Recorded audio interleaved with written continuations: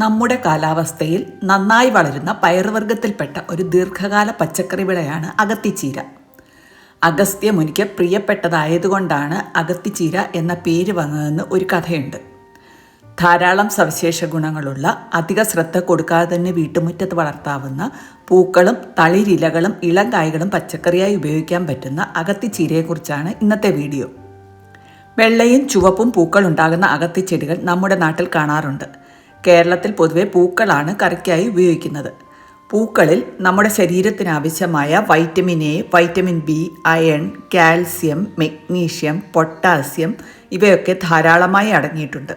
ശരീരത്തിലുള്ള ആൻറ്റി ഓക്സിഡൻസിനെ വർദ്ധിപ്പിക്കാൻ സഹായിക്കുന്ന ഈ പൂക്കൾ ആഹാരത്തിൽ ഉൾപ്പെടുത്തുന്നത് വായിലുണ്ടാകുന്ന അൾസർ, കുടൽ സംബന്ധമായ അസുഖങ്ങൾ ഇവയ്ക്കൊക്കെ നല്ലതാണ്. വൈറ്റമിൻ എ ധാരാളം അടങ്ങിയിട്ടുള്ളതുകൊണ്ട് കണ്ണുകളുടെ ആരോഗ്യത്തിനും അഗത്തിപ്പൂവ് കഴിക്കുന്നത് നല്ലതാണ്. അയഡിൻ ധാരാളമായി അടങ്ങിയിരിക്കുന്ന ഇലകളും ഭക്ഷ്യയോഗ്യമാണ്. നല്ല വെയിൽ കിട്ടുന്ന സ്ഥലമാണ് ഈ ചെടിക്ക് ആവശ്യം. വിത്തിൽ നിന്നും തൈകൾ വളർത്തിയെടുക്കാം. 1.5 അടി താഴ്ചയിൽ കുഴിയെടുത്ത് ഈ കുഴിയിൽ മേൽമണ്ണും ചാണകപ്പൊടിയും കലർത്തി നിറച്ച ശേഷം തൈ നടാം. ആദ്യ ദിവസങ്ങളിൽ നനച്ചു കൊടുക്കണം. പിന്നീട് വലിയ ശ്രദ്ധ ആവശ്യമില്ല. കീടനാശിനികളോ രാസവളങ്ങളോ ഇല്ലാതെ തന്നെ അഗത്തിച്ചെടി കേരളത്തിലെ കാലാവസ്ഥയിൽ നന്നായി വളരും.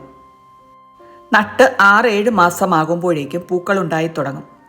ഏതാണ്ട് 10 മീറ്ററോളം ഉയരത്തിൽ ചെറിയ മരമായി വളരുന്ന ചെടിയെ ഇടയ്ക്കിടെ കമ്പുകൾ മുറിച്ച് ചെറുതാക്കി നിർത്തുന്നത് ധാരാളം ശിഖരങ്ങൾ ഉണ്ടാകാനും നിറയെ പൂക്കൾ ഉണ്ടാകാനും പൂക്കൾ എളുപ്പത്തിൽ പറിച്ചെടുക്കാനും സഹായിക്കും.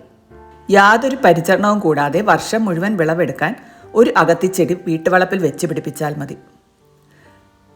സബ്സ്ക്രൈബ് ചെയ്യാതെയാണ് വീഡിയോ കണ്ടതെങ്കിൽ സബ്സ്ക്രൈബ് ചെയ്യാനും വീഡിയോ ഇഷ്ടപ്പെട്ടെങ്കിൽ ലൈക്ക് ചെയ്യാനും മറക്കരുത്. മറ്റൊരു വീഡിയോയുമായി വീണ്ടും കാണാം. Thanks for watching.